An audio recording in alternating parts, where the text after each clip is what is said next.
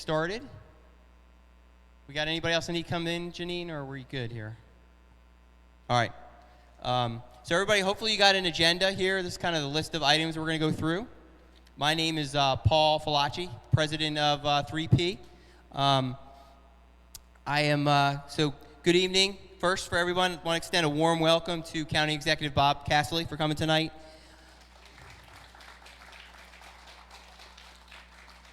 Councilman Jacob Bennett.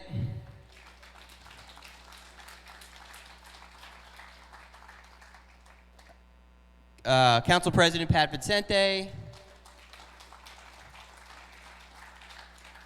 State Delegate Steve Johnson. And I think that's all we have tonight, right? I'm not missing anybody. We welcome your willingness to hear and engage with the concerns of the Perryman community. We also want to welcome our friends and similar community preservation fights from Save Abington Woods, the East Broadway, Ava Marie, Falston, Cecil, Citizen Action Network. While each of these groups are battling different aspects of development threats, we share a common goal. I'll open with a quote from Golda Meir. It isn't enough to believe in something. You have to have the stamina to meet the obstacles and overcome them. Tonight's a special night. When you leave the church tonight, look up in the sky and enjoy the super blue moon. The blue moon is the second full moon in one calendar month. A supermoon is when the moon is 14% closer to the Earth in its elliptical orbit, which makes it a little bit brighter and a little bit closer to the sky. Tonight and tomorrow, about 9:30, is the best time to observe the super blue moon. It only happens once a decade. So I hope we can get a similar once-in-a-blue moon miracle to occur on the warehouse legislation next week.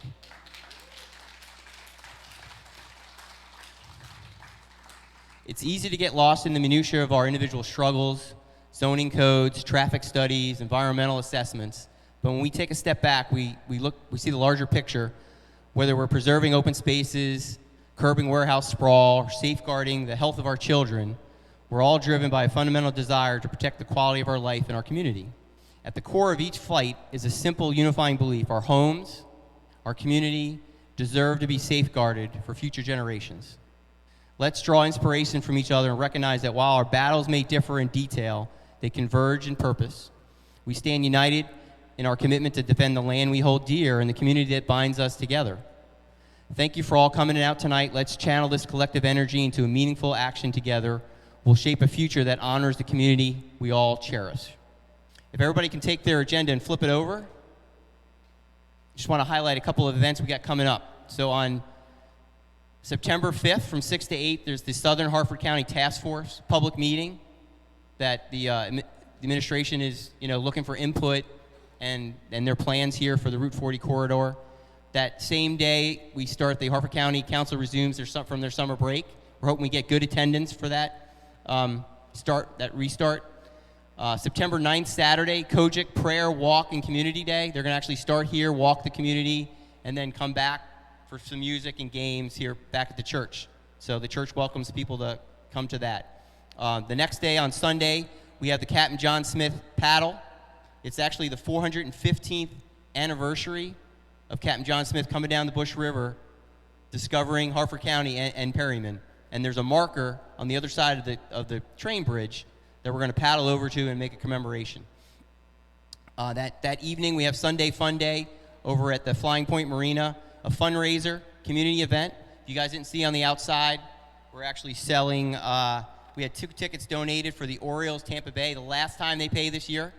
If you guys haven't heard, the Orioles are actually in first place and very good this year. And guess who's in second? Tampa Bay Rays.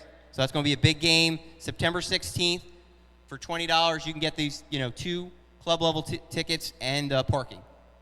So pretty good deal. We're going to draw it that Sunday, the 9th, at the the 10th at Flying Point Marina. And then on September 17th, we have our monthly prayer vigil at 4 p.m. on Canning House Road. And then even looking more to the future, on November 4th, we're going to have another one of those 3P bingo fundraisers with the designer bags. And I hear this year we're going to have some more manly prizes besides just designer bag bingo. Maybe cigars and duck decoys or something like that there from us men to get. So I'm gonna hand it over to Lee Maddox now to go through the key milestones and decisions. just one note on the dates here. The first council meeting is actually the 5th. Tuesday the 5th is the first council meeting, and the 7th is the Southern Harford County Task Force. So the papers and such are reversed. So don't show up at the council meeting on the 7th. Show up at the Harford County Task Force that Bob has been working on. All right. Thanks for highlighting that, Chuck. Do you have a mic over there? That doesn't work. Can you guys hear me now? Great. So I'm here to run through a timeline of facts for you. Third quarter, 2021, facts. October 2021, community member sees a small print notice of proposed warehouse development in the Aegis and alerts neighbors. November 2021, community gathering, 3P formed, theme, no more warehouses, no more trucks. December 2021, community input meeting, 400 plus community members against the proposed development. Frederick Ward pulled the sign-in sheet with lines of people still waiting outside. The official numbers are incorrect. Senator Bob Cassilly, Council President Pat Vincenti, and others attend. 100 plus questions, comments submitted. Few responses come from Developer County. No change by Developer County in plans to move forward.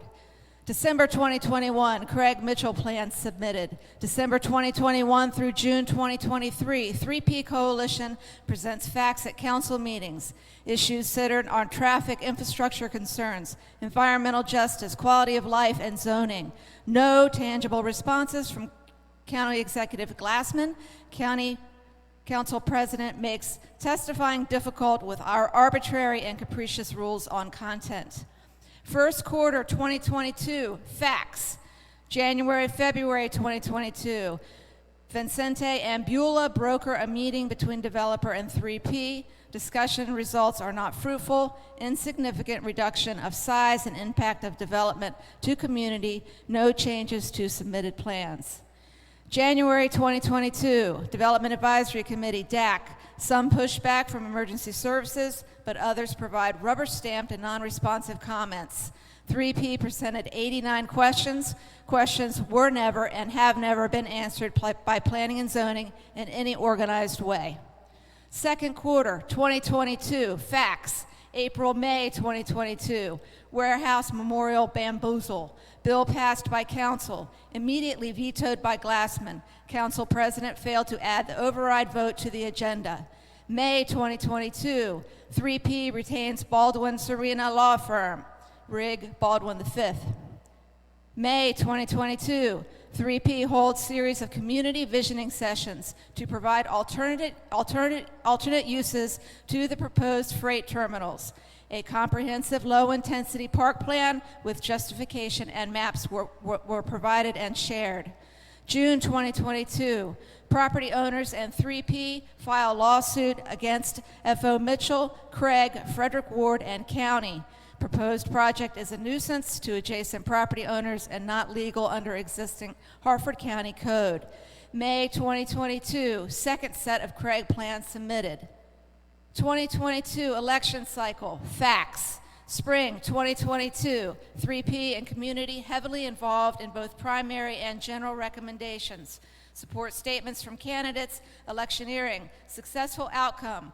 3P pleased with the elected officials who are part of our fight. Mr. Bob Cassilly as county executive. Jacob Bennett as new council F rep, Jim Riley as new council D, Andre Johnson and Steve Johnson as state delegates, Teresa Riley, state delegate 35B, and Brooke Learman defeating Barry Glassman as Maryland comptroller. Excerpts from statements, facts. Bob Cassilly, quote, I oppose the proposal that has been put forth for an ultra-mega distribution center on the Perryman Peninsula as unfair to and unsafe for the other landowners on the Perryman Peninsula and a risk to the fragile environment. Quote, the current zoning category cannot be fairly interpreted to include ultra-mega distribution centers. Jacob Bennett, quote, the people of Perryman have been dumped upon with industrial freight terminals for over 20 years. This has created significant traffic issues, poisoned well water wells, increased air pollution, and strained local infrastructure. Quote, I support the people of Perryman and their efforts to stop this overdevelopment of their community, and I will fight to end this racist practice of turning Route 40 into the dumping grounds of Harford County government. James Riley, quote, stop further or block development not compatible with the existing zoning codes, environmental footprint, and community well-being. Quote, amend the county's development process and update zoning codes to protect Harford County's rich heritage and quality of life. Steve Johnson, quote, I am opposed to the county putting these massive projects in the middle of communities with no regard for quality of life or public safety. The Perryman Peninsula is a prime example. Quote, the county is trying to stick a massive freight depot on a light industrial zoned property. For far too long, the county has ignored issues of the environment, public safety, emergency services, and concerns of its citizens. Brooke Learman, quote, the proposal for a mega distribution center on the Perryman Peninsula is not in the best interest of Harford County residents or the state of Maryland. This proposed development would also wreak havoc on Harford County's pristine environment. Quote, the residents of Harford County and the Perryman Peninsula have reasonable and justified concerns about this mega distribution project, and I strongly support their efforts.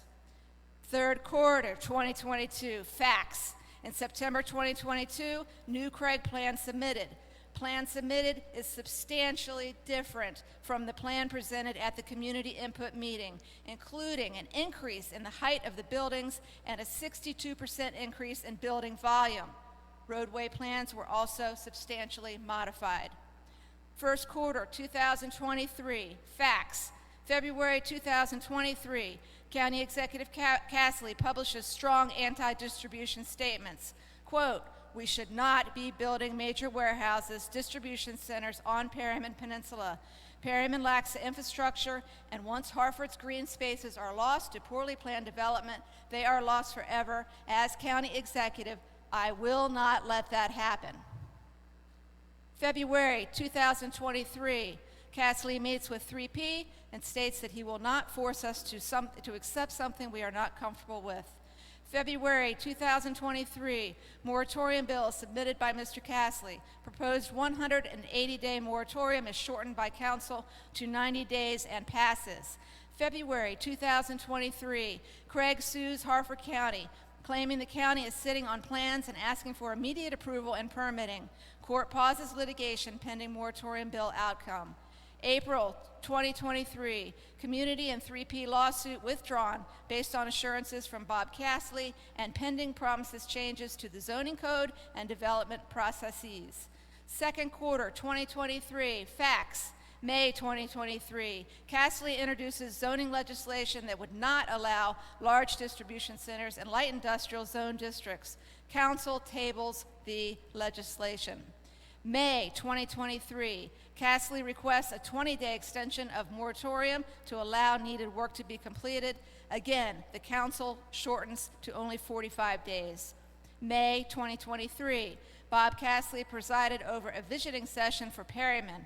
3P once again presented our community park plan for consideration. June through August 2023, Councilman Bennett and staff work with Cassilly administration over the summer to develop intensity of use-based zoning codes and definitions for submission of a bill on September 5th. June 2023, Cassilly meets with Craig and discusses alternative concepts that would allow for distribution facilities on Mitchell property. 3P vehemently opposes these concepts. Third quarter 2023, facts. August 2023, Cassilly submits draft revised zoning legislation that allows distribution buildings in LI with large size base metrics. August 2023, Cassilly and Council President Vincenti meet with 3P and promise no new development until Woodley Road extension is completed, and they would work to submit a consolidated zoning bill for or 5 September. 3P again proposed our park plan as the most viable solution to the problem. August 2023, this week, Craig v. Harford County litigation resumes. October 2023, moratorium extension expires. Fourth quarter 2023 and beyond, 3P continues exploration of HUD lawsuit. Building environmental justice complaint, Perryman has been identified by the EPA as overburdened and underserved, with negative markers being up and positive markers being down. Top 4% of overburdened communities nationally. Revisit nuisance litigation. Eliminate enterprise zones. Engage in comprehensive rezoning process. Gear up for next election cycle. And last but not least, continue to stand with the larger Hartford community, preservation, and environmental stewards. Big hat to Ronnie for being the lead on that.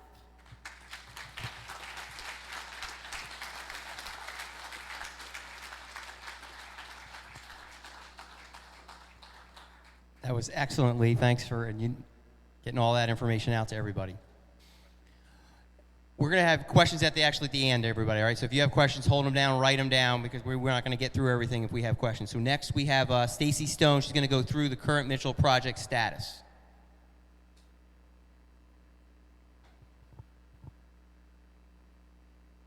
And I wanted to say welcome to our State Senator Mary-Dulany James walked in here too after we got started, so thanks for coming.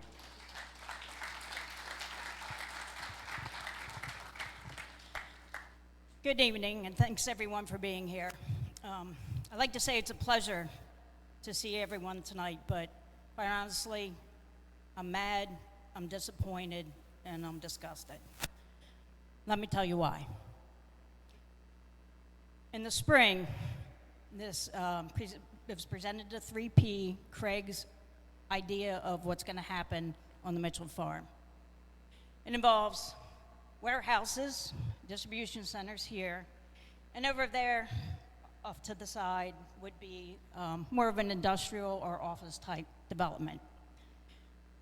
This is a 10% reduction down to 4.7 million square feet of buildings. 10% from the 5.2 million that we were presented with the original set of plans back in December 2021. Next slide.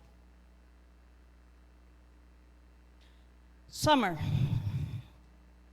This is the Craig Development Plan now. Concept now. Instead of 4 small buildings, going to put a 1.2 million square foot building here, large buildings here, some smaller ones up here close to the residences. And then we do have the larger complex over there on the left-hand side. The blue now is what's come from their plan, as is the gray over top of what was there before. This is a negligible reduction from the 5.2 we originally had. This is like 1% reduction. We're down to 5.1 million square feet. Next, as Leah said, we met with Mr. Cassilly and others. It was presented what Hartford County's concept would include. That's a greenway along the back of the property here, next to these residences. Some additional roads, some changes to the roads. There'll be a new road parallel to Ford's Lane. Not quite sure why. If we have a road right there, we're going to build an additional one parallel to it. But that's been presented as well. This map also shows down towards the bottom, the bridge over Perryman Road, which would make traffic safer, kind of. 2 roundabouts are the blue dots over there. That's what the county's concept looks like.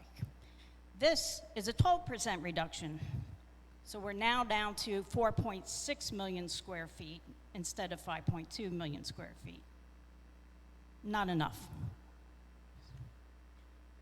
What I want to show here is what the 3P plan is for purchasing the farm.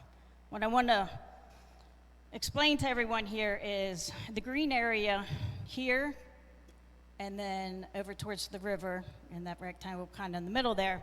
That's woods and wetlands. That's a protected area that cannot be developed.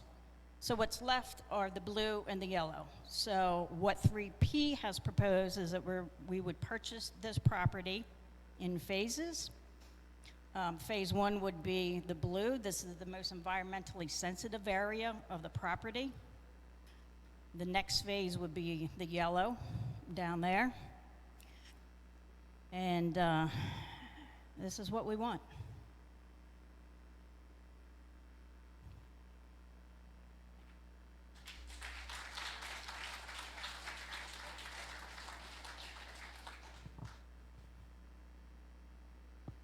Thanks, Stacy. And I guess just to add to this, part of the issue here is obviously, the funds to put something like this together.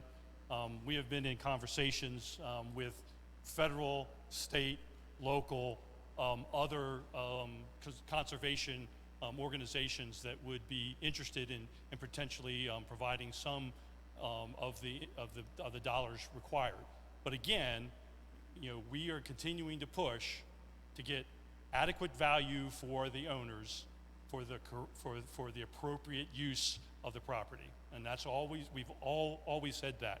And so again, what we're saying is, what is the appropriate use for this property, and making sure that that is what is actually perceived as the real value of that.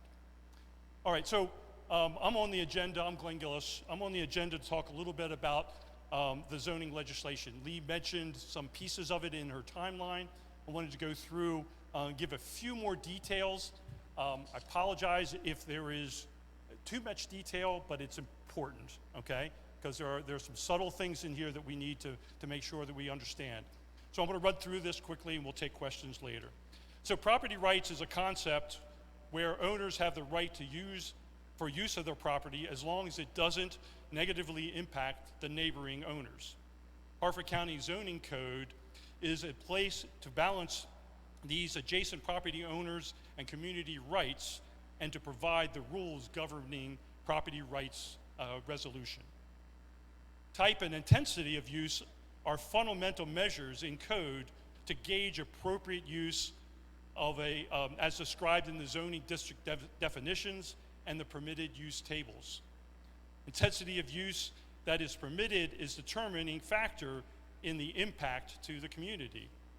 However, the owners and the developers are attempting to move forward with plans, even as many argue that the Craig Mitchell project will have an overwhelmingly negative impact to the Perryman community, is incompatible with the nature of the area, and is in fact illegal according to Harford County Code and Maryland law. 3P has argued that the existing antiquated zoning code in Harford County, in the hands of non-benevolent players, may allow for the development that is opposed to the intent of the code and is adverse to the quality of life of the community. Therefore, we have been advocating for updating the zoning code to account for modern industrial uses and include practical intensity and impact metrics. The modernization of the code to apply to today's reality and to eliminate the ambiguities that have been exploited in the past is what is needed now. Mr. Cassilly's administration has argued for this, but this must be codified before future administrations push toward exploitation. The warehouse moratorium that Lee mentioned has provided a short respite on the development while the administration and the council have reviewed and considered how to modernize the code. In May of 2023, as Lee mentioned, county executive and his administration developed a plan, a bill, and sent the draft legislation to the council. The proposed legislation stated that, one, quote, the county seeks to prohibit the development facilities principally used as warehousing or distribution and local delivery facilities on land zoned GI, general industrial, or LI, light industrial. Light industrial is what the Mitchell property is zoned, how the Mitchell property is zoned. Also, number two, quote, the county seeks to ameliorate the impact of warehouses and distribution and local delivery centers with a footprint larger than 200,000 square feet on land developed in adjoining residential districts. 3, the code changes proposed defined warehouses and distribution centers and other terms not previously in the code. They expanded the definition of several of the zoning districts and included design standards to reduce the impact to adjacent properties and communities, things like setbacks, berming, parking, queuing, traffic, etc. This legislation was not introduced by the county before they went on their summer recess in July. The county president, Pat Vincenti, agreed to work on the legislation over the summer. Councilman Bennett and his staff, Heather Cantos, were given the point for coordinating with the administration and researching and developing zoning legislation that could be introduced immediately upon the return of the council in September. Given the shortened moratorium deadline enacted by the council, the urgency of the 1st of September submission was to allow for the legislative process to be completed and vote taken on the bill prior to the expiration of the moratorium. Any delay in introduction beyond early September would jeopardize enacting the legislation in time. This means that with no legislation and the expiration of the moratorium, the Craig Mitchell development could proceed as submitted. Councilman Bennett and his staff researched the zoning codes of other nearby jurisdictions and coordinated with county's planning and zoning personnel. Their research identified intensity of use metrics that could be used could be incorporated and modern definitions that were applicable. By mid-July, Mr. Bennett had drafted and began to socialize the basic structure and language of the zoning bill within the council and the administration. Our understanding is that that bill included expanded definitions to include terms to measure intensity of use, specific intensity of use metrics such as number of trips, queuing and parking, number of loading docks, etc. Over the summer, it is our understanding that the Cassilly administration has continued to discuss the resolution with the Craig-initiated lawsuit against the county. Mr. Cassilly has presented to 3P and the council concept plans, some of the ones you saw earlier by Stacy, to include developers' desires for multiple distribution center buildings, while the county pushes to have some traffic relief. Frankly, 3P strongly opposes these concepts as being not permitted under the current zoning code and as inadequate to address major traffic issues, environmental issues, and quality of life issues. Finally, 3P has stated that no agreement should be made which could be interpreted by the developer as giving them legal vesting rights. In early August, after consultation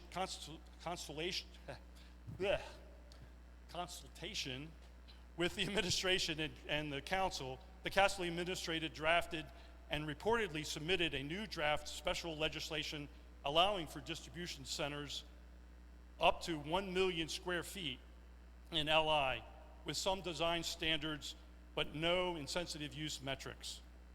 As presented, the legislation would not significantly differentiate between LI and GI and would also allow much of what is now non-permitted in LI to be permitted. After a number of other meetings throughout the summer with principals, in mid-August, 3P hosted a joint meeting with Mr. Cassilly, Mr. Vincenti, and Mr. Bennett and others, and we noted our displeasure with the progress that was being made. At this meeting, several joint agreements were made by the administration and the council. 1, the Woodley Road interchange with Route 715 would be usable for existing traffic before any permitting of industrial development would be allowed on the Perryman Peninsula. 2, the council would consolidate the Cassilly and Bennett bills into a single bill for introduction at the 5 September council meeting. The community and 3P continue to hold our political leaders to their obligations and their promises to favor community rights over industrial development. 1, what reason necessitates industrial development in the midst of our rural, historic, and residential neighborhoods? 2, why have negotiations continued with a developer only intended to create distribution complexes?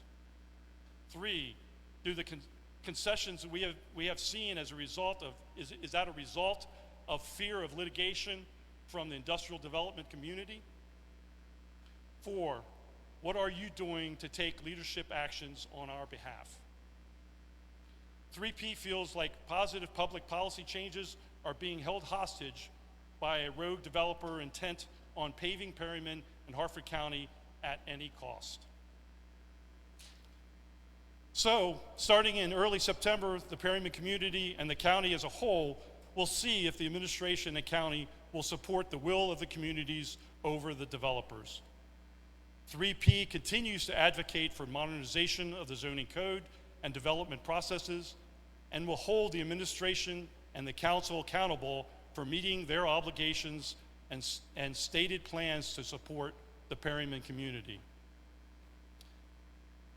Before we get on to the hearing from our elected officials, we have a special presentation that was developed by a local resident and University of Towson student, Delaney Mizan, and she has created and compiled a community video that encapsulates our shared concerns and aspirations.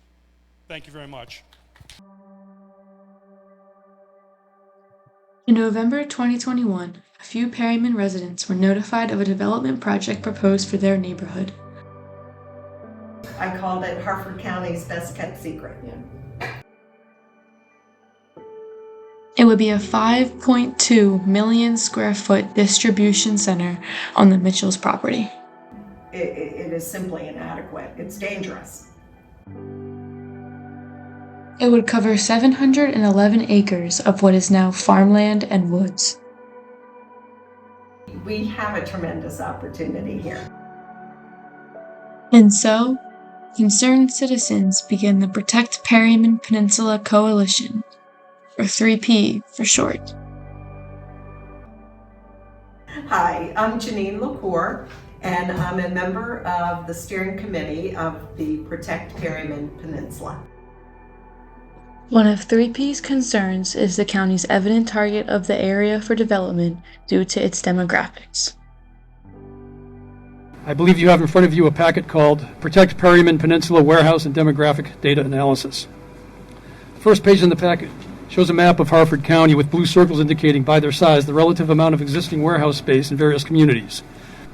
Perryman's share of that is 9.8 million square feet, more than 2 times Aberdeen and Belcamp. The next page shows a map of the location of county parks in Harford. The 3 largest circles are in northern Harford, Havre de Grace, Bel Air, and Falston. The map doesn't show tens of thousands of acres of state parks located in western and northern Harford. The next page shows warehouse square feet per person by poverty level. Perryman has the highest poverty rate and the most warehouse space by a wide margin.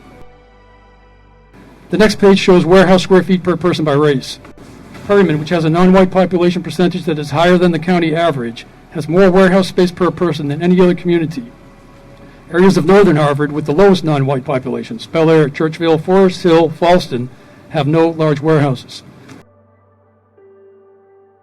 They chose this area because we are underrepresented, and in their eyes, we are unsophisticated and lack the votes to make a difference or force change. This project will cover approximately 21% of Perryman. 3P's historical committee is dedicated to researching Perryman's extensive history that has been neglected in comparison to the rest of the county.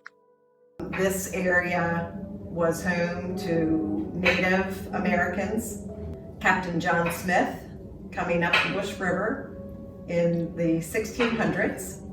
There's also a tremendous slave history. It almost seems as if there's been an intentional paving over of history. And that's happened in Perryman before. Poplar Hill, it was indicated at the state level. Historical significance. The house was pretty much undisturbed. And ultimately, that home was torn down, and it's now the site of the Fanatics Warehouse. If this were in other parts of the state, those homes would have absolutely been preserved.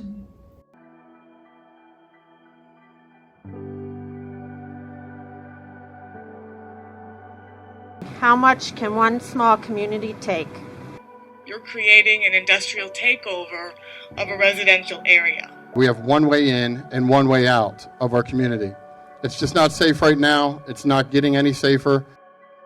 Perryman's infrastructure is both unequal in comparison to the rest of the county and unable to support more development. There needs to be lights, there need to be sidewalks. The bus stop is pathetic.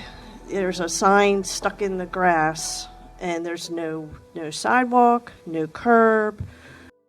There is also no public access to the Bush River and Chesapeake Bay in Perryman. Instead of having to park along Route 40, climb down the embankment to fish or launch their kayaks, we could create safer places to do that here.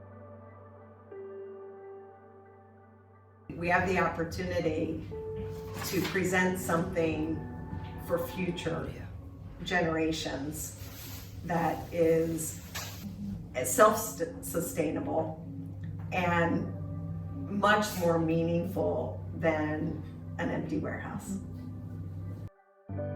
Our health, safety, and welfare are all at risk with the addition of these 5 warehouses.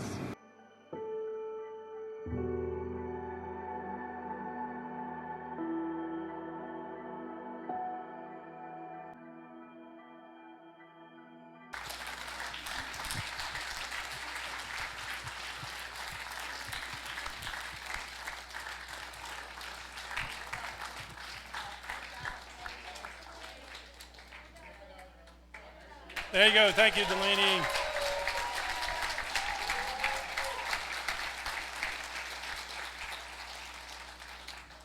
All righty. Thank you very much. So we're trying to keep along this timeline. We know we have a number of our county and state delegates and officials that are here. We appreciate their time. We want to give them an opportunity as they'd like to speak and address the community with some of your thoughts. We have about 15 minutes on our schedule. There are 5 folks here, so that means, hey, Pat, 3 minutes.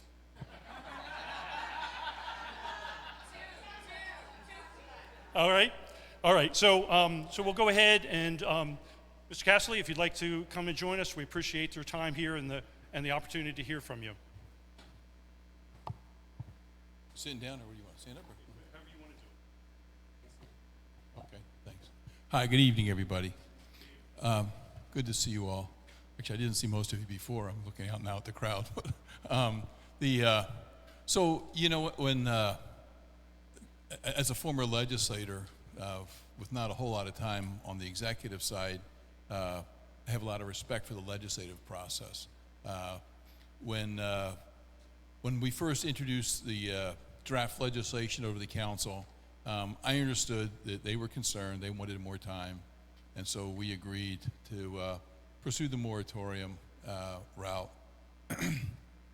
Since then, my objective has been to come away with the best legislation that we can to protect as much of your interests as we can. But I'm well aware of the reality that this isn't what legislation that I want or I favor. Success means that at least 4 members of the council agree to whatever the legislation is. So after the moratorium was obtained, and recognizing the very short amount of time we had, because it really wasn't a lot when you take the fact that it was throughout the summer. So people were gone, summer vacations, my staff on summer vacations, council members on summer vacations, MACO conferences and the like. I was concerned that we try to spur a discussion process here.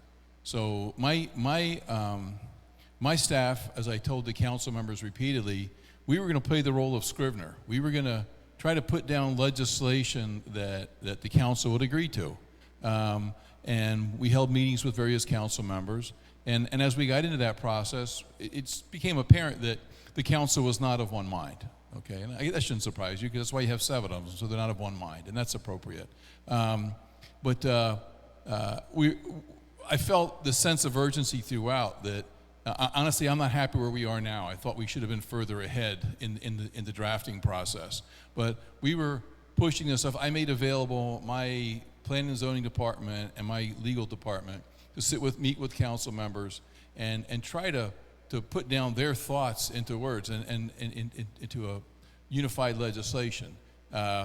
So what we found is that there were certain gaps, non-committals, gaps, whatever you want to call it, between where the council was. So what we decided within my administration was, let's get a draft here that tries to encapsulate the various positions of the council members and send it over. Not that it's what my beliefs were or my positions. Let's get them discussing this. So we sent over basically what amounts to a memo. It's not formed as draft legislation, but we intended it to serve to spur discussions within the council members and to try to include the various viewpoints that the council members had. This has been miscast as this is the Cassilly bill. That was not the Cassilly bill. The memo, if you will, includes the thoughts of various council members try to reach a consensus. So that's what's over there right now. Where do we go with all this? And that's the big challenge. We did have discussions, and I told 3P from day one when we first got into this. I said, well, I'm going to have discussions with you, and I'm going to have discussions with the developer, because we're pursuing the legislative route. Let's also try to pursue the agreement route. And so we did that, and that was totally above board. And I said, I'm not going to have any discussions with them that I don't share with you, and vice versa. I'm just going to try to be in the middle guy here. When we met with your group, we identified really 2 major branches of concerns. One was just traffic safety, right? And that was a huge one. And I remember sitting through the initial community meeting and watching. I was quite frankly shocked with the reports of fatal accidents and the like. So we had that major concern facing us. And then the other, obviously, is the land use, which those are not the same. I mean, they're interrelated somewhat, because traffic does relate to permissive uses. So we looked at the first issue on traffic safety. And the real solution there became that Woodley Road would have to be completed before anything goes on Perryman Peninsula. And council members, to my belief, they all agree with that. And in fact, the developers agree to that nothing could be built before the Woodley Road, not just a theoretical, and that's where we keep, that was a fallacy of the county law before, is you would say, well, yeah, it's there because we put $3 million in the budget for it. Well, that's great, except you don't own the land. So to say you put $3 million in the budget and you don't know that $3 million is going to do it. So that was an absolute, and I think the councils agreed to that this nothing moves forward without an actual project. We've been working with Aberdeen Proving Ground. We're pretty close on this. The total project cost for that is going to be about $15 million, though. The way it's 13 to 15 million, just for that. You know, you can stand at the end of Woodley Road, and if you're a really good baseball player, you could throw it probably onto 715. But it's a lot further than you think, because it's about $13 to $50 million away, right? That gap. So, but we've been working with APG on the technology side. I'm sorry, on on all their requirements, and we continue to plug away on that. So that side is there. We also sat down on my staff side and said, what can we do with regard to the safety? And that's where you came up. You saw some of the road things and the deviations. How can we basically say this avenue here is for trucks, and this is for passenger vehicles. This is for the neighborhood traffic. And we came up with a plan that we could bifurcate that. And so that's an agreed upon point. But the real big rub now still remains, and that's all doable. I really truly believe that's doable in a logical fashion. It was said, why would we not go up? Is that what's the road? Ford's Lane, right? Why would we not go up that one? Well, because as we looked at that, it's a private little street with nice little homes on it, and quite frankly, to then say, well, take your private little street with no traffic on it, and now we're going to send through that road every bit of traffic going down the Perryman Peninsula. Thought that was pretty unreasonable to ask those residents, a burden for them to bear. So we thought it was simpler to, quite frankly, just build a parallel road and go around them, since it would be on the developer's property anyway. But we get back now to, how does this all come out? And I've been having discussions with council members and folks in the industry and sharing thoughts and ideas. But look, in the end, what we're trying to achieve is a consensus of council members. What I learned from the B3 legislation very well was, I'm not interested in just being right. I want to be effective. If I don't get a bill out of this, if we don't get a change legislation, everything I've done is a failure on this, right? To say, well, I was right. I pursued the right angle. I was right. That doesn't do a darn thing to protect the Perryman Peninsula.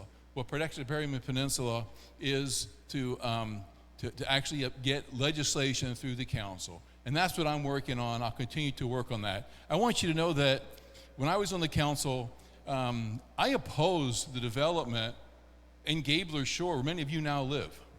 I fought hard against that. I was the lead in the opposition to a lot of your homes down in there. I fought on the council to expand the protections of the wellheads over here. I didn't win on that either. So I've been in this fight for a long time. I believe in the Perryman Peninsula. I'm not a newcomer to it, but I'm a pragmatist, because I fought for Gabler Shore. I lost, and you all have homes because of that. I fought on the wellhead protection. I lost. But those are just footnotes in history that are meaningless. We need an actual bill to get through. We need an actual, not just a bill, we need an actual law that's enacted. And so I'm working with the council. I'm trying to get their questions asked, trying to educate them with my staff to see exactly the impacts of this stuff. And I appreciate 3P's role in this process. And we'll continue to work through that. We're going to continue to, the council I know is having discussions daily on this matter. And, God willing, I hope. I just add in that, look, the park side, this has been brought up. I'm chasing park money every day for open space throughout this county. I know as well as anybody how tough it is to get open space money. Good luck with that. Honestly, I'll be really frank with you. I don't find that, I'm be straight here. I don't know how you come up, unless you got Bill Gates is looking at this thing. This is serious, serious money, and good luck, and I wish you the best of luck. But I'm chasing a lot of open space money right now, including we just finished reviewing a project just further down on the peninsula here. We've looked at other projects on this peninsula.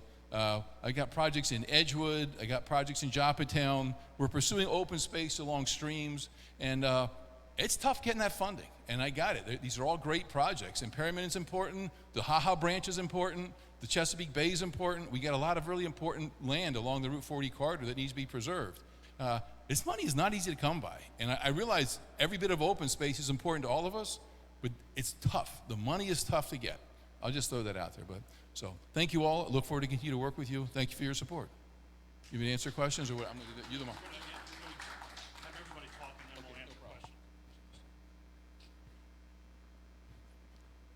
Thank you, Mr. Cassilly. Pat, do you want to give a chance to give some comments, please? I got my timer started right now. Got a lot of volunteers. No doubt you've got them all in place too. So again, thank you for the opportunity to be here this evening. We mentioned we were on summer recess. I can guarantee you that the majority of the council members have been in the council office every day since we broke for a recess. And the major point that we've been focused on is two pieces actually, warehouse legislation and B3 legislation. In my possession now, I have two documents, one from the county executive's office, one from Councilman Jacob Bennett. After tonight's meeting, I'm true to my word, we will have a document on the dais for introduction on the 5th. And after tonight, as we talked, we're going to try to bring these two documents together as best we can. The one thing that I want to absolutely agree with the county executive on, when this whole process started, you came to us and you talked about your public safety concerns, your traffic concerns, your issues with the businesses at hand, with the trash and everything else. These are the things that we've listened to and we've taken to heart, and we want to fix no matter what the future brings. If another building doesn't come, that's fine. We want to make sure that we fix the issues that you have today. And as I sit here, and just recently, Senator Cardin's staff, Councilman Bennett, were locked down, and others locked down at Delegate Johnson's house due to a barricade situation. You cannot live like this. Woodley Road is imperative. You have to have a second access in and out of here regardless of what goes on. And hopefully some of the traffic that we have here today can all be sent that way. Really, that's all I have to add tonight, is to guarantee you I have two documents in hand. Those two documents will put together, will be sent over to the county executive for his review, sent to Councilman Bennett for his review and other council members. I'm hoping that it will be available to the public on Friday. I'm hoping that, yes, by Friday, end of business, we'll be able to have something out so people can review. I want to remind you all that you all are more than welcome to come to the council meeting on the 5th. But if this bill gets introduced, you will not be able to speak to it in any form or fashion, not till the public hearing. You can talk to your council members, you can talk to anybody you want to, and we would welcome that, because there's plenty of time for amendments to be placed on this bill. I have no idea what they'll be, because I don't know what the finished version is going to look like yet. But with that, I want to thank you again for the time tonight and look forward to working with all of you.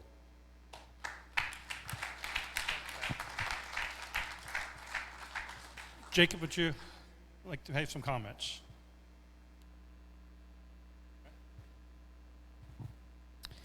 Hey everyone, I'm Jacob. It's good to be with you tonight. Fred Rogers once said, "Deep and simple is worth so much more than shallow and complex." So with that in mind, my staff and I, we've been researching to get ready for legislation since January. And our goal and our objective was very simple. What's the industry standard? What's best practice? What is everybody else doing about this issue? Because we don't live inside a bubble. This isn't the only community facing this in this moment. And so that's what we did for months. We researched, we met with community members, we met with legislators from other areas to hear about the work they've done on this issue, and we drafted legislation this summer, and that summer was very simple. It said 250,000 square feet is the line between traditional warehousing and high cube, higher intensity warehousing. It said, here are the maximum trips per hour and trips per day that are permitted for a facility before it needs to go up to the higher zoning classification. It said, we need to have staging spaces for trucks to sit and wait, because without that, they sit on the road, right? So, deep and simple is worth a lot more than shallow and complex. And that was our perspective on it. What's the best practice? Let's introduce the best practice. We purposely did not look at any development plans that exist in the county, because it's not my goal to draft legislation around development plans. My goal was to implement what's the best practice for zoning. And so that's what we worked on. 250,000 square feet as the maximum. We tightened the amount of impervious space. Yep. So, that being said, we started working with fellow legislators, having conversations. I felt like we were into a really good spot. Unfortunately, with the Now I Know memo sent over to us, not legislation, it was a memo, that memo it said not 250,000 square feet, which is the industry standard, but 1 million square feet, which it said instead of keeping our maximum heights where they are at 40 feet and 36 feet, let's raise the maximum height to 50 feet. So we're now talking about 50 million cubic feet of warehousing. And, it removed the maximum trips that we had in our legislation. It made no delineation between what LI and GI is. And that memo has just made everything in the past few weeks a lot more complicated and a lot unnecessary heartache that wasn't needed. I was having positive conversation about my legislation. I felt like we were getting to a good place. And unfortunately, if this memo is what the legislation looks like that's coming next Tuesday, my name will not be at the top of it. I cannot support that because I don't have a justification for 1 million square feet. There's nothing that says that that's a recommended practice. I can't sit and let there be no maximum trips per hour or per day, right? I need our definitions to be aligned with what are the best known definitions that exist from MDOT and from other states. Without those things, it's unworkable for me. So that's been my push. I've been very transparent. I've been very consistent for now at this point over a year on what needs to be done. And I've been consistent with my notes I share with Pat and with Bob.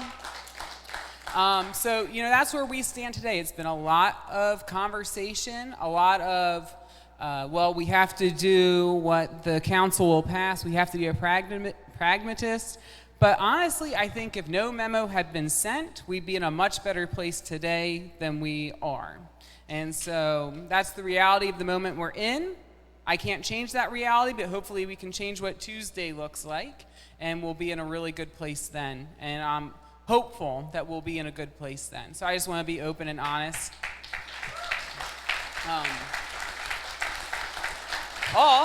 We're having our height monitoring work group meeting coming up. So finally, that's going on. I think that's all my updates, though. Great. Well, thank you, Jacob. Appreciate it. Ms. Mary, were you ready? Would you like to say something, please? Nope, I'll just give you an opportunity. There you go. Thank you. Good evening, everyone. I got to say I got to give you a couple of compliments. This is maybe the third or fourth meeting I've come to of this organization. I always learn something because of the incredible stuff by Lee Maddox and others up here. I stay informed. I'm so impressed with that. That is powerful. It really is, because all of you are volunteering, right? This is not your day job. This does not pay your bills. This distracts you from everything, and it's very consuming. So, and then I just got to say to the young lady whose first name is Delaney, mine is Mary-Dulany. I used to tell people if I had been born later, my parents probably would have dropped the Mary part. And I'm so glad to see another generation coming up, where they're just going for the simple Delaney. I'll be honest with you, and Jacob will attest to this. I didn't get a chance, put this down, I didn't get a chance to look at Jacob's legislation or the county administration's legislation. It just got sent to me today. It's long, and it is complicated, right? So I can't speak to that too much, although I see wide differences. I'm a trained lawyer. I can't get rid of that skill and that liability, because I know people don't like lawyers, but sometimes we come in handy. Might have to come in handy with you all, right? I have a couple of major questions about whether the property owner has vested rights, and what are they? I see some, but I'm just saying I kind of want to know that. I also, and I don't want to put either of you on the spot, but I'm not a little unclear about whether if you pass a new bill updating, modernizing the zoning, is it the intent that it will apply to this current Mitchell property? Is that the intent, or is it prospective? And I don't know if you want to answer that, but that's a very important question. So that's really key, because even if you update, modernize, and take into account all the smart things, I've learned a lot, and this idea that warehouses have changed dramatically in the 20 or 30 years when Perryman was part of the process. That was understood. I just got to be honest with you. It was understood that parts of Perryman, parts of Aberdeen, parts of Havre de Grace, near where I live, and some other select areas along 924, were going to have warehouses or distribution centers, at least as they were known at that time. And what I was so impressed with was the idea that you all honed in on, which is, wait a minute, life has really changed. Amazon was not around. Things have gotten really large, massive, huge amounts of land, huge amounts of electricity, a lot of burden put on communities that would welcome some industrial and manufacturing and blue collar, good paying jobs, but that's not what's happening on the ground, right? Right? And so that's really an important thing that you are bringing to the forefront. So without predicting what's going to happen in a couple of weeks, what I do want to say is what you're doing is so incredibly valuable to Harford County and the state. If you are going to bring to the forefront something that every county needs to deal with, which is that these massive, it's not just what's happening right now. You've got Frederick County dealing with data centers. You've got, so there's a lot going on. So whatever you are helping us with is really going to work out. But one last point. All right, so some of you know one of my strongest backgrounds is in land preservation. Come from, I won't get into it, but come from a family dedicated all of their lives to this. A lot of the programs you like and support are because of my family. I support them too. So that is so critical. The last thing I want to bring up is, what is the use, the appropriate use of the property? Should that be the route we take? If that is the route we take, that's critical to your analysis. What do they want to buy, for you to buy it? Is it what they've planned? Is that, the 7 million square feet? I don't know what it is. 5.2, 700 acres. Was that something they could rely on? Or is it something else because they're so far out of acceptable zoning even as it's written today? So that's a critical question. What I want to tell you is I'm here and I remain here with you, and I will keep coming back to these meetings and working with people, because whatever skills I can bring to this, I will bring them. I will give you 110% of my effort, but obviously it has to start at the county level. But I'm sure Steve may get up, and Andre, but Steve, Andre, and I, your two delegates and senators from this area, are going to work as a team if, as, and when you need us, and we're here right now to let you know that. So thank you all very much. Thank you, Ms. James. Appreciate your comments. Steve, do you have a couple comments? Steve, again, our neighbor and state delegate. Thank you. Thank you all, and thank you all for inviting us. You're going to have to excuse me. I was cutting grass before I ran over, so here in Perryman, by the way. I'm not going to repeat everything that the senator said and the other folks have said. All I can tell you is that anything that we can do for you on a state level, we are here for you. It was not developers that elected us to represent them. It was you folks. So whatever I can do, whatever we can do to represent our constituents, the people that actually put us in office, I will always be there for you. Now, we do need development.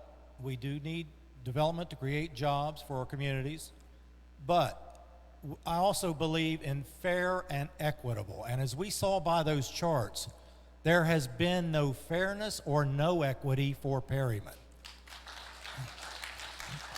So as they develop their plans, I would like them to include the rest of the county when it comes to commercial development, not just Perryman and the Route 40 corridor, because I truly have seen, I've lived on the Route 40 corridor ever since I came to Maryland. It's been, wow, a long time. And I have seen that there's a big disparity gap in what happens on the other side of 95 and the Route 40 corridor. So I would like to see that changed. With some of the change we've had in our county administration, I would like for them to look at that. all of the disparity gaps when it comes to education spending, when it comes to parks and rec spending, when it comes to commercial development, quality communities, sidewalks, everything. So my hope is that they will really roll up their sleeves and look at us as a county, and look at the county as a whole. And my promise is, however we can support you, we will be there for you. Thank you. Thank you, Steve. Appreciate it. All righty, folks. Yep. Yep. So we're now going to have, and again, we want to hear people's thoughts and questions and the responses from 3P or the political folks, however you want to ask those questions. We'll probably try to do that in the next 15 or 20 minutes so that we can get a wrap up in time to get out of here by 8:30 or so. So Paul's got a mic, so if you have questions, please ask them, and then we'll try to answer some of those things. Please try to keep the questions short and sweet, and obviously the answers short and sweet, please. Thanks. So given that Expo Logistics is closing down at the end of their tax incentives and they're basically laying everybody in Aberdeen off, the facility right over here on 40, which was just purchased by a company who has multiple facilities that side and employs under 200 people. Really? I mean, we've got Fanatics brought in under 150 jobs. They don't utilize that facility right. It's 800,000+ square feet. You never see anything in front of it. Nothing goes in, nothing goes out. How do these facilities help our county in any way, shape, or form? They don't bring jobs, or at least they don't bring a lot of jobs. They don't bring good jobs. And now, as we see with Expo Logistics, they're temporary. How do you solve this issue?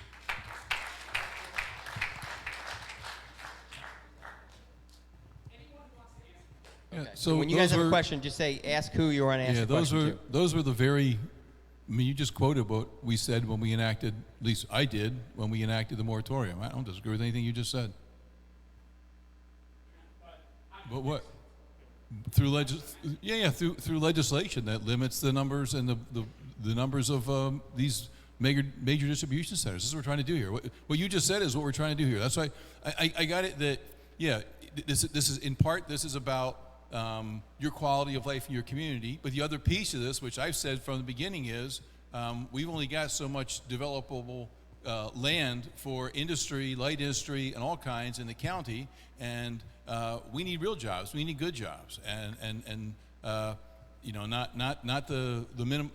I mean, you do a mega warehouse with 1 million square feet, and it can employ as little as 40 people. So you just tied up 1 million square feet of real estate, and you just gave 40 jobs, and none of those are like, you know, huge money. I got little business parks out in Forest Hill that are paying, you know, just a little Podunk business park that's paying far greater salaries than that. And yeah, we do have, when we have requests, we're recruiting in some good defense industries and other industries. There's a lot of industry in that, you know, in the 250,000 square foot range, 300,000 square foot range, that's in Baltimore City, that recognizes that Baltimore City is going down the tubes and they want to get out.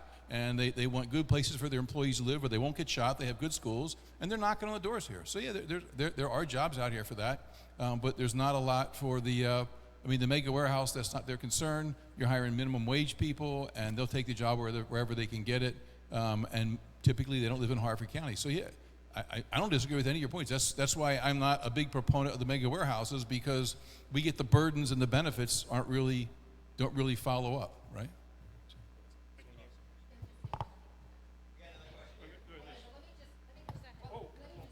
One other, because that is such a good question. Look, anything I say is not a criticism of anybody here or in the past, but here's what I'm going to tell you we need in Harford County. We need a vision. And part of that vision is not selling ourselves short. Okay, we did have a lot of farmland back in the day. I live on a farm, and I love it, right? But that land became an easy way for us to attract not the high-end just manufacturing, but, you know, warehouses, right? Okay, I hear it. We've all had our fill of them. We're sick of it. So really what we need to do is be strategic, because it is competitive out there. We are competing with Baltimore County, Montgomery County, Baltimore City, all over the country, right? But we have Aberdeen Proving Ground, and I don't want to get ahead on this, but I'm just telling you, I've been working, and county's been working, but we don't want to get ahead of us, to strategically leverage the technology skills and smarts of that group with workforce training here so that we have lean, mean, much smaller high-tech manufacturing facilities that don't need the passive just storing goods, but are storing really smart people who get a good paying job. So that's just to give you a little taste of what we should be doing, and hopefully we will.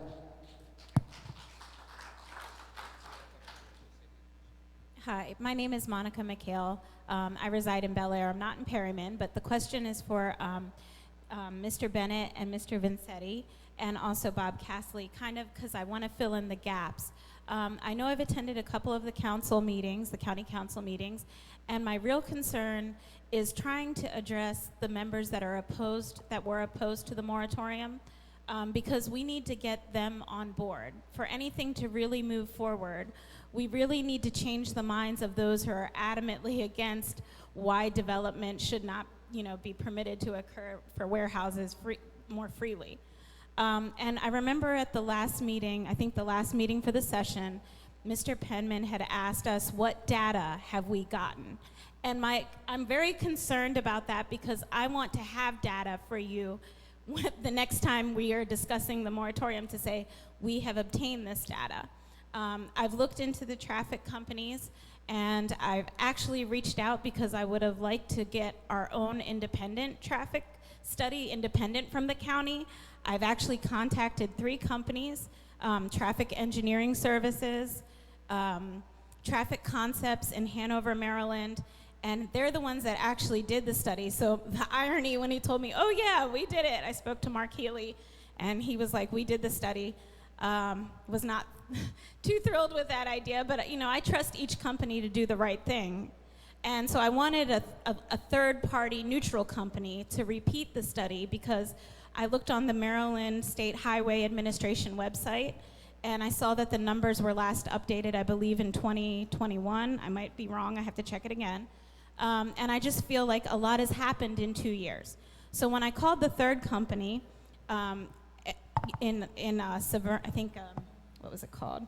Traffic Group in Baltimore, Maryland, I was quoted at a figure a little bit higher than what I liked from the Harford County company, one of them that they used.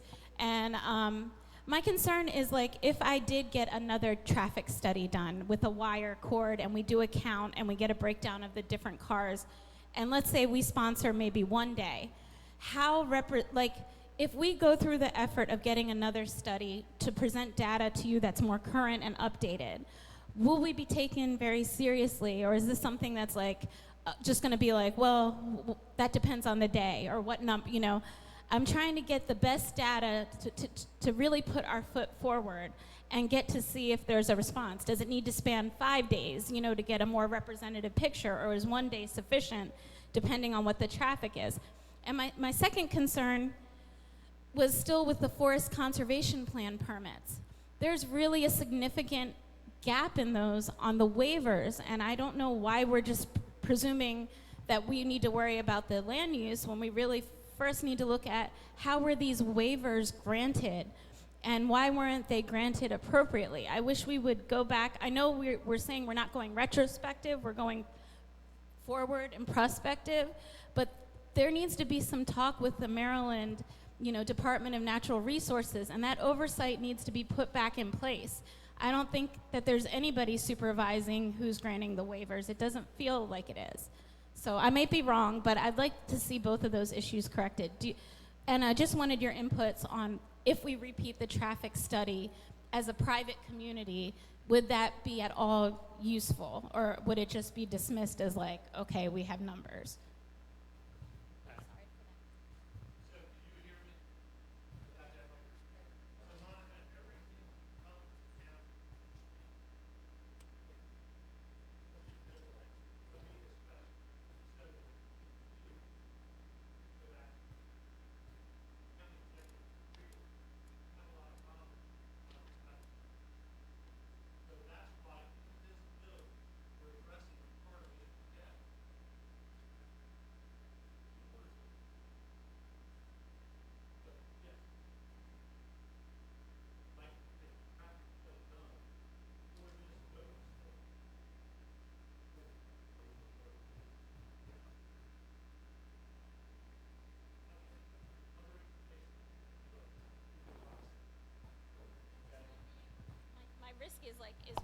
going to be I mean, I might have to ask the community because I'm in Bel Air.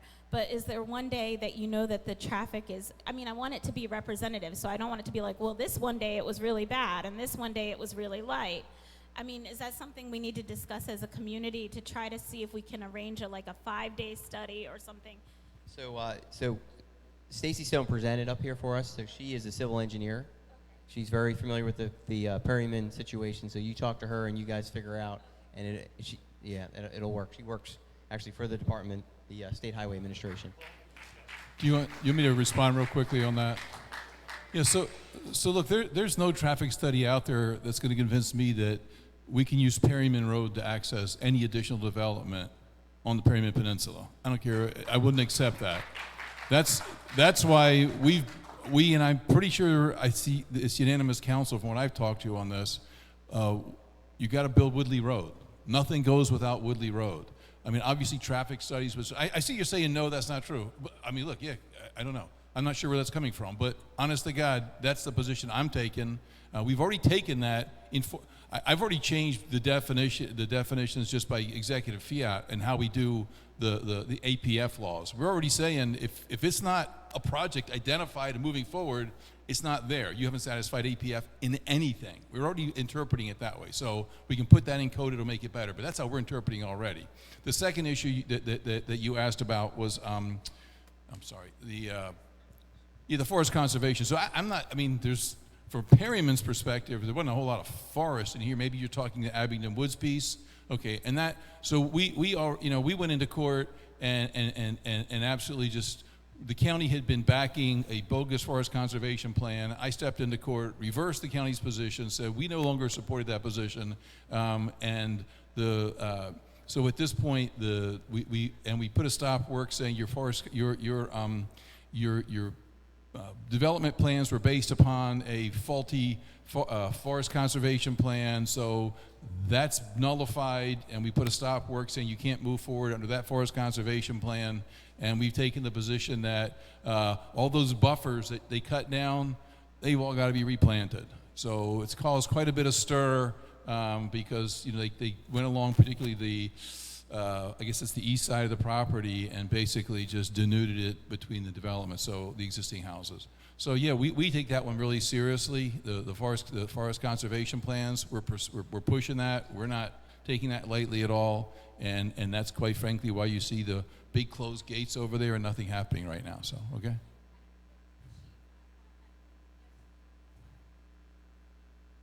Okay.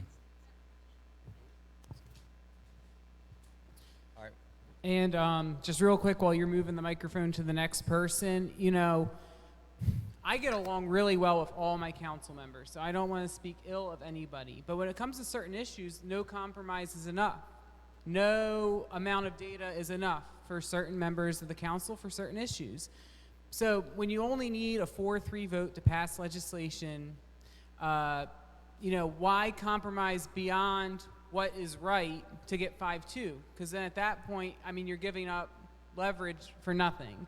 So, you have to be strategic in the sense of why give anything away for somebody who isn't working with you in good faith on the issue. Yeah, and also I just want to let you know we'll go ahead and go till the 8:15, so we have plenty of time to keep talking and asking questions. Thank you. Okay, so here's the deal. While you were meeting with developers and trying to squeeze this project into new legislation, we were speaking with the EPA, as Lee alluded to in her timeline. The EPA has indeed identified Perryman as a at-risk, overburdened community with environmental justice issues. So we are in talks with them about getting grants that maybe can go to updated studies and everything like that. Studies that you were supposed to be tracking down during this moratorium. Has anything been done with the water study? And why has not been updated? Because I'll tell you this, if you approve one more project that brings one more truck into our community, we will file an EJ lawsuit. And it will be tough for you to win it, because the facts are the facts. So listen, folks, I'm here to engage in dialogue. I've pursued my county executive, everything I've done in good faith and busted my butt. I'm not going to respond to political hit jobs like that. That's nonsense. I won't respond to anything you said. You didn't ask a question. You just came in and threw totally irrational barbs. Now, look, can we go back to the issues? Let's move on. Do we have to politicize everything? Everything's about character assassination? Let's go back to, please, can we just stay on this? We're trying to work things. We've been working with folks really hard to make this happen. I appreciate the good faith. Thank you.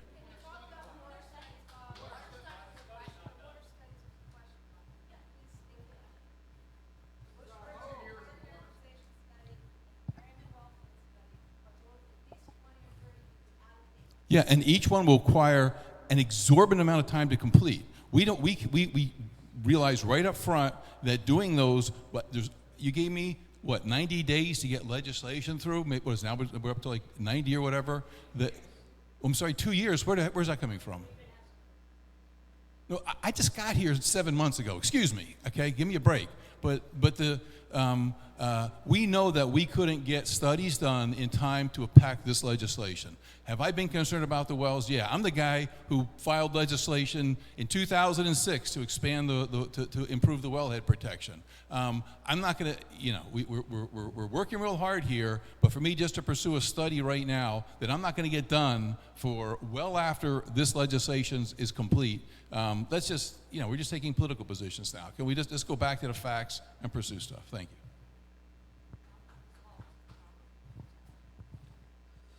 Hi, Chuck Mezan, longtime resident, second generation in Perryman. I just have a statement and a question.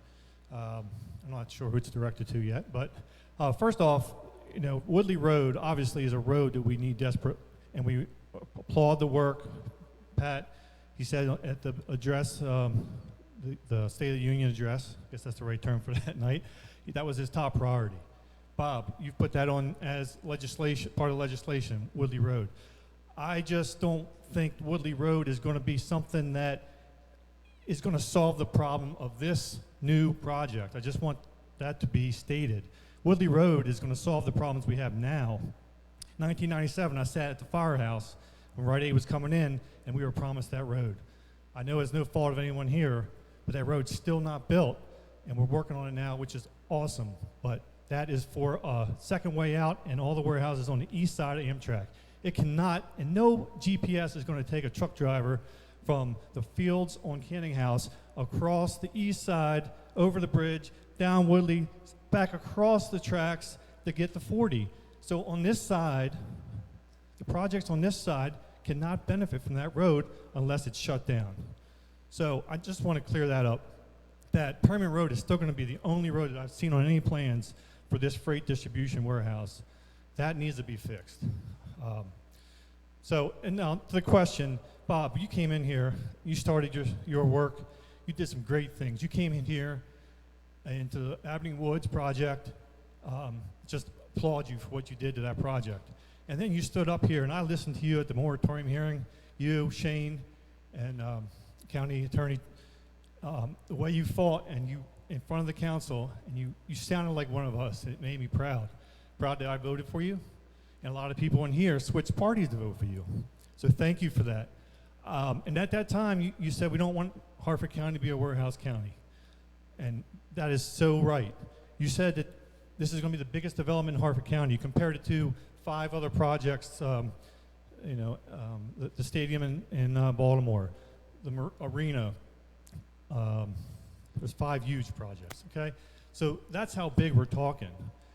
And you said no more, but I don't understand how you got from that to $1 million. I know it's just a draft, but it's just a big difference. I just want to hear how you got there. Thank you. Yeah, so I know Councilman Bennett takes a position that me speaking in this has somehow undermined his bill. Look, folks, I don't guess on support. I don't suppose support. I am working hard to get an actual bill in here. And I've not moved my position, but I'm very pragmatic. I'm not sure how to explain this because I've been doing legislation since I first got involved in politics in about 2000. in various operations. So I work really hard, and I know that when you go to a fellow council member, or fellow senator, or fellow delegate, or fellow whatever you have, and say, "Do I have your support?" You got to be careful in what you just got. I don't want this. Well, tacit support doesn't count. What I want to know is, on the night of the vote, when all the lobbyists hit and everybody's screaming at you, and they're calling you on your phone and they're texting you telling you, "I'm going to take you out in the next election," are you still going to stay with this bill? And that's what I'm looking for, is real support. And so we put forward, tried to find out where the council was and put out a document to say, you guys are not united. You guys are not united. Because when I talk to council members, I'm hearing from 250 up to 1 million plus. So our document says you need to close that gap. And I realize Councilman Jacobs stands up here and says that destroyed his negotiations. That's his opinion on that, and that's fine. I've been legislating and moving bills through for a lot of years now. And I applaud him for what he's trying to do. But, you know, in the end, we've got to have a process in a really short period of time that makes all 7 council members look at this and say, what are the issues? Where are we? And I don't want to see you changing your vote on the dais as the text come through at the last minute saying, you know, you get that, folks? You do, from both sides. And so we need to commit 4 votes to whatever position. And my objective was to lay out before the council a document that says, you need to think about this. Here are the issues. Let's talk through the issues. Let's start resolving these issues. You can add to them, you can detract from them, but you got to look at everything. And because I know what they're going to hear. I've been on the council. I know what's going to happen as we close in on the final election. I know the lobbying, the intense lobbying that's going to go on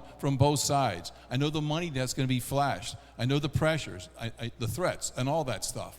This is tough stuff. And so I really want to make sure that the council members have before them the issues, they're talking those, and that's what we're just trying to be a catalyst for. Because just to pretend this isn't going to get through. Thank you. So one of the things that we've found,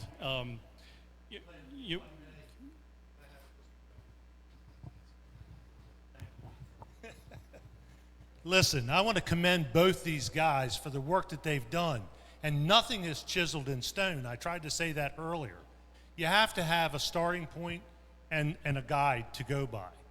The county executive sent something over with 2 options in it, to be fair. The option 1 was 1 million square feet. Behind that was option B, 250,000 square feet. So I think it's unfair to judge him on the size that he sent us. We have to have something to look at. Councilman Bennett has done a tremendous job, he and Heather, putting their piece of legislation together. At the end of the day, when I send whatever I get together back to the county executive, he's liable to redline that thing and put something else in there as far as square footage, okay? So don't beat him up tonight on a piece of legislation that's not chiseled in stone yet, okay? Give us a couple days to finish this and then make your comments. Well, the one comment that I will make now is the fact that right now in Harford County, over 250,000 square feet, there's about 70 facilities, 70 buildings, right? Of that, there are only 4 that are 1 million square foot, right? And only one of those is in LI. Okay, so we're talking about that number. You know, the issue is making sure that you recognize that the 250 is a number that is standard within the industry and within codes that are out there. The other numbers, the larger numbers, aren't even practical within our own county. And so the issue is not the number, it's just the fact that you have this perception that you're going to be able to negotiate all the way up as a starting point of 100,000, when the real standard, it should be in the 250, no greater than 250, as was in your original legislation that came through, was 200. So that's the real tangible facts that we're dealing with, is that delta is so large that it makes it very difficult and gives ammunition to those that are trying to kill this bill. So. I'm sorry, listen. Come on, guys. The purpose of the memo was to lay out where the council stood on the bill. That was the purpose of the memo, to say, I got council members at 250 and I got council members at $1 million. Wake up, folks. There's a big delta here. You need to start working. It's August, for God's sake. Close the delta. That was the objective. And to stand up here, I'm sorry, but to stand up here and say, oh my God, that was the wrong thing to put out. It's reality. There are people at 1 million square feet. That's where they are. There are people at 1.2 million square feet, at 1.5 million square feet. So, that's where it is. So you don't like my choice in methodology. Sorry about that. Trying to do the right thing here. We're moving forward. It was not an effort to undermine 250. It was not an effort to undermine 500 or 1 million. It's an effort to be open and honest and lay out for folks where your delta is. So I didn't sense from the council members they realized what the delta was, how far apart they really were. And I wanted to say, don't be telling me you guys, I've got a deal cut, because that's not what I'm hearing. And so that's what we did. Thank you. Hey, so we have other questions, Glenn, all right? We're going to move on, all right? So we got one here. I'm going to come over to you guys next, all right? So we got Brendan's question first. This is for Council Executive Cassilly. Right now, freight terminals in the code are illegal in the LI district. I'm confused why, as you changed with Abingdon Woods, why you can't simply have your planning and zoning department tell the developers that we've determined this is a freight terminal and it does not belong in light industrial. It seems very simple to me. We're not even at that point there. They haven't moved beyond the forestation plan. We're not there with Abingdon Woods because they haven't submitted a valid forestation plan. So we don't move.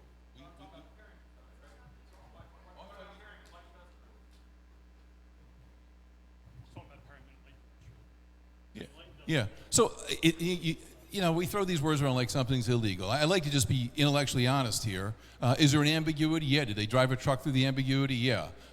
Could we say that fits? Yeah, we could, because there's an ambiguity. Do I side with that? With that, driving a truck through the ambiguity? No. But there's an ambiguity, and the ambiguity has to be resolved by the county council. And my position's been, we're not going to resolve this ambiguity just by wink, by me just saying, oh, well, we're going to let it go. That's why I asked for the moratorium, because there is an ambiguity, and I wanted the council to weigh in and say, that's not how this goes, because the prior administrations had said it does go, right? They had said it does go. So all I was asking for was, who's the appropriate body to say, here's what the law actually means? It's the county council. That's why we asked for the moratorium. We're trying to resolve that ambiguity, and I will respect whatever the council comes up with, and that's what we'll impose. So thank you. Okay, good evening. I'm Jawanda Strickland Lucas, and I've been in this fight for a very long time against the warehouses coming into this area. My question is, what is going to be in place to make sure that we don't wake up one day and ground is being broken for this warehouse in the midst of trying to get the legislation done and trying to do other things? Because that is what has happened repeatedly, is that all of a sudden you're working on something and next thing you know, they're breaking ground. And then once the warehouse goes up, That's exactly the reason for moratorium, because there was a gap in time between when we identified, when my administration came in and when we could get it resolved. And the whole reason for the moratorium is to say you can't break ground, and that's right now you can't break ground, and we extended out through mid-October, and that's the rush now to get this legislation introduced. The council's working with us. We have this timed out so that if we can get a bill introduced in that first part of September, it'll go through all the public hearing, it'll be voted on and become law before the moratorium passes. So that's what prevents that. But for that moratorium, you'd be exactly right? And that's why the moratorium's there. Thank you. I have more of a blanket conversation with you. In the beginning, when you came to us, gave us your support, you came in like a lion. I feel very betrayed by you, Bob, to be honest with you. From day one, this coalition of people in Perryman has said no warehouses, zero. And now what I hear from you is that we're going to get the Woodley Road thing. I personally hope it doesn't go through. I would rather swim from my home to Abingdon to save my family than have tractor trailers and 5 million square feet of warehouses in my backyard. So don't sit here and be ambiguous to us. We know what we want. We want no warehouses on the Mitchell property. Zero. I no longer have any questions for you. I've been to county council meetings time after time. I've been to fundraisers. I have listened to you and the council for a long time. And I cannot understand how Harford County and or the council, and I respect them for the job they do, has the common sense to sit down and think that this is a good project for this area. It has never been a good project. We have no safety involved here. Trucks are sitting on our roads blocking traffic. I had to go weave through traffic just the other day because Amazon decided to close their building because a thunderstorm started. I'm sorry, Bob, but you have let us down. And you can stand up there and say what you want, but in the beginning you came in like a lion, and you are negotiating now with the one people that we can stand the most, and that is big development. Any little bit that you give, you're starting a precedent that you'll never back out of. That property, the Mitchells, I respect them. But I will tell you, there is more at stake here than their $50 million or whatever they're going to get for that property. It's affecting the lives of people in this community. Like, I don't understand. It's almost like you don't even really see it, and here we have presented it. 3P, these volunteers, I admire them every day. I was born and raised here, 63 years, and I'm a self-employed for 40 years, and I've been all over this county, all over it, with my job. And I watch where development starts and where development stops. And I have said it for years. Route 40 corridor has been dumped on by Harford County for years. And you came in and you said you were going to stop this. And now you're negotiating with the devil. I'm sorry, sir. No warehouses in Harford County, and we're going to fight it tooth and nail.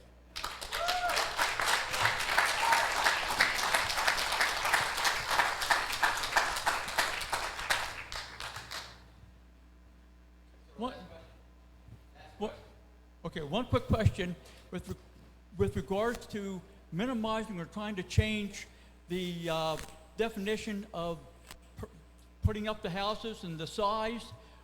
What are you going to do if you can't get an answer the way you want it? Are you going to put in multiple houses or multiple warehouses that equal the same size, that each one is only 25,000 square feet, so that meets your definition of the zoning, and still fill up that area, or are you going to just forget it and not change anything? Thank you. Who is that for? Either one of you. Mr. Bennett, you want to answer that one? So I think it's around intensity of use, maybe. How do we control intensity of use on the total square footage? Right. I think that's the reason there was multiple avenues to addressing a potential project that could impact a community in Harford County. You know, it's not just about the square footage of the building, but it's the maximum space buildings can take up on a property. And it's also about the maximum amount of trips that can be generated by a property per hour and per day, because that prevents people from building 8 250,000 square foot buildings 10 feet between each one of them with an awning in between, you know. So you do that so that you can't have those loopholes to work around and continue to harm the community. And that, you know, the 1 million square feet in the memo is concerning. A larger piece of my concern with that memo was the removal of maximum trips per hour and per day from that original document, and the increasing of the height of buildings. Because as we know, having studied this for a long time, many hours, is when you increase height, you increase the capacity of use. You know, warehouses aren't barbershops. We work up to the ceiling, and so that matters. And when we minimize the amount of space that can be covered by buildings, and when we minimize the height of those buildings, we minimize the harm to the community and really force developers to rethink their plan. We have to cut it off here. Yes, Steve has a comment, and then we'll. Okay. This will be the last one. Thanks. Thanks for giving me the last bite at the apple. I'm not a lawyer, so I'm going to ask the question. Is there anything that prohibits the county from extending the moratorium to make sure we get this right?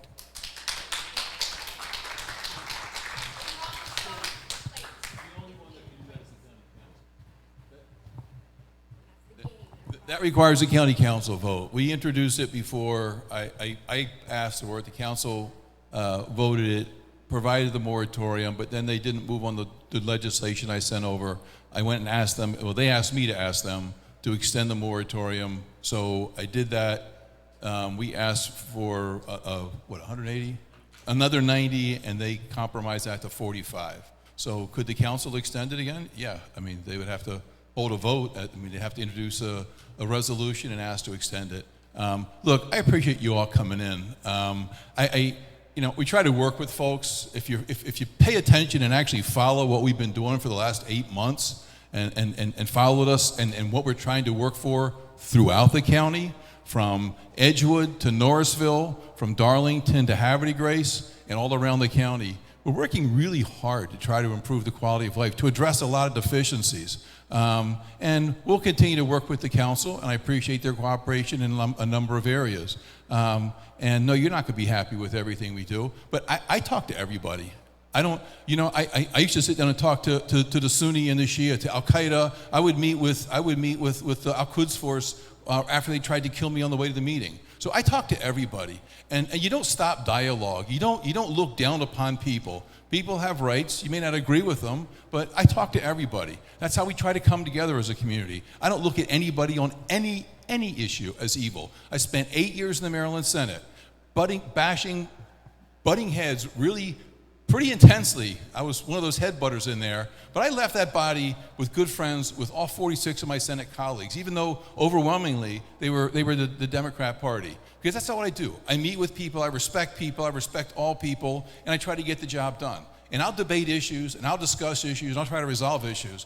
I don't look down on anybody, and everybody's welcome to come in and talk. And I hope you all feel that that's the appropriate way. So I appreciate you all coming in here tonight. I appreciate hearing from you. Look forward to working with everybody. I see you had the date for the Route 40 for the Southern County Task Force. I hope some of you will be involved in that. That's a great initiative. We're dead serious on this. My fault with most of the Route 40 initiatives have been they're just about talking, and we didn't want to do that. So we started this as an internal project back last January and spent a tremendous amount of staff time to try to move this thing forward, and now we're unleashing it on the public to bring the public involved in it. But this is going to be a years-long effort, really concentrated and use everything that we've got to try to improve life throughout Route 40, from Joppatown all the way through to the Susquehanna. So I look forward to working with all of you on that. Every piece of our county matters. There are no areas that aren't worthy. Just so you know, my mom grew up in Perryman on the gate. Breaks her heart when she comes down here and sees a warehouse where the home that she grew up in as a child with her 7 brothers, breaks her heart to see that. So I understand that. I understand what you're going through. I live on in a 1870s home on Broadway in Bel Air. We constantly face these issues. I get that. I understand. I fully appreciate what you're up to. And you have my support. And we're going to continue to work with you all to address the safety issues, the quality of life issues, the environmental issues. I look forward to working with everybody. So thank you all for coming out this evening.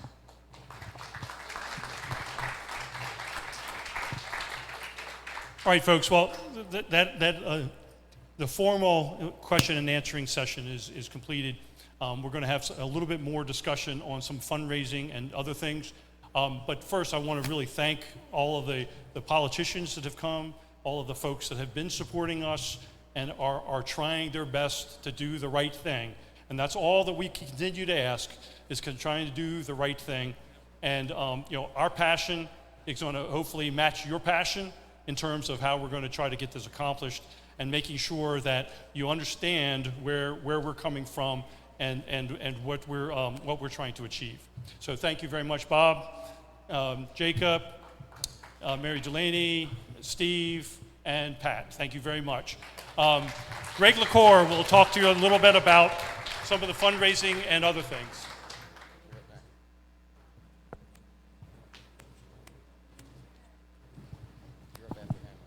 I always get the nice wrap up, but I want to thank the Refuge Temple for allowing us to come here. Last time it was really impromptu.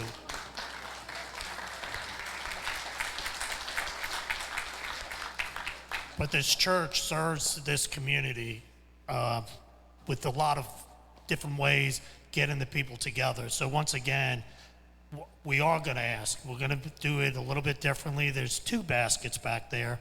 I know that Holly, you might have gotten them for the donations. There's 2 baskets. Let's pass that around. I know that it was very much appreciative to this small church, and every little bit's going to help them.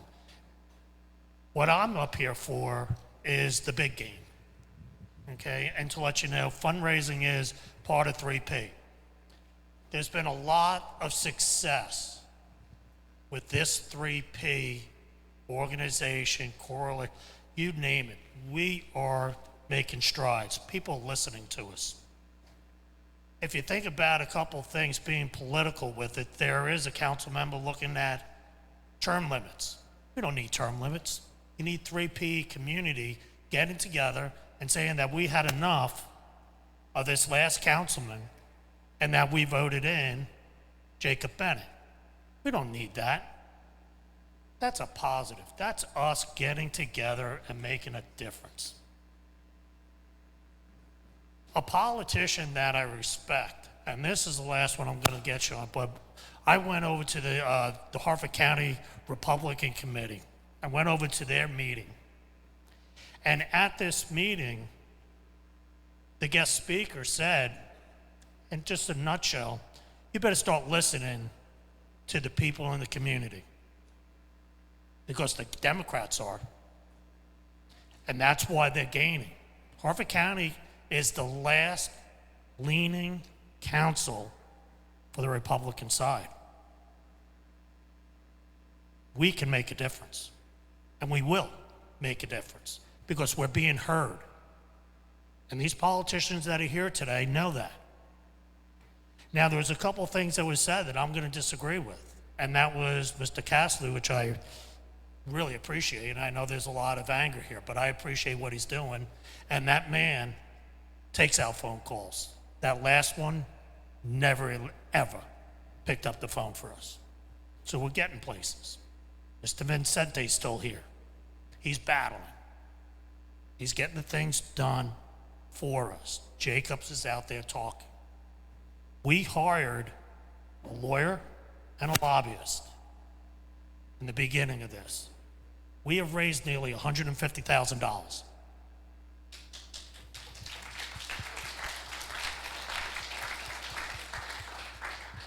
That money's well spent. And when Bob was talking about a lobbyist, we've got one. We've got one of the best. His partner, his friend, he got him to be our lawyer. And that's Rick Baldwin. And he's up here, and I want to thank him for being here. This is the way we have to do it. We have to raise money. Capital campaign is now on us. You want to know the number? 50 million. Shocks you, huh? That's a capital campaign. What we're doing is that every time that I've gone around over these last 18 months, a lot of the community, they can help. We're paying that 150 plus bill.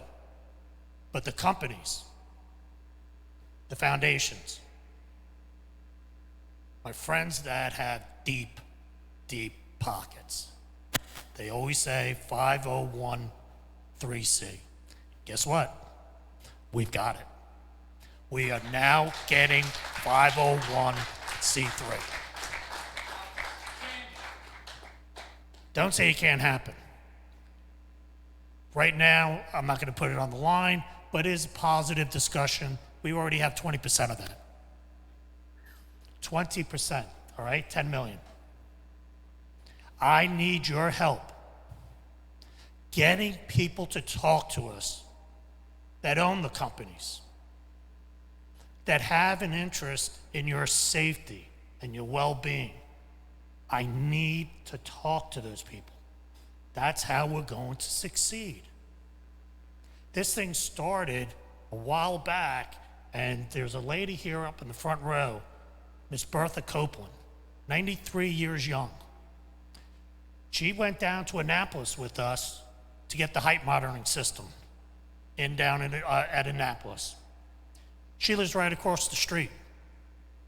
I had to pick her up. She lives 100 yards away. She had to cross the street. I had to pick her up. Gladly. She's a great friend. I'll do it every single day. That's not necessary. That's what we're fighting for.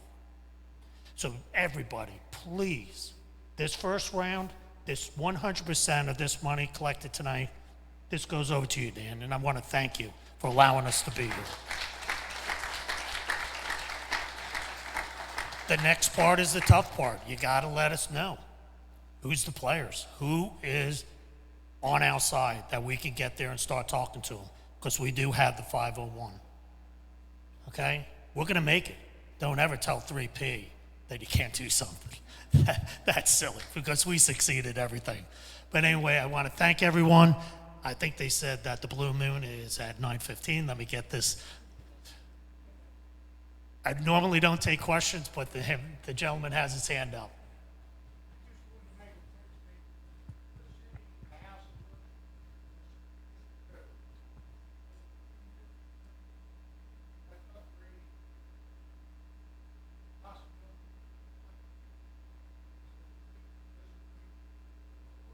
Yeah, that's a good point, and I thank you for bringing that up.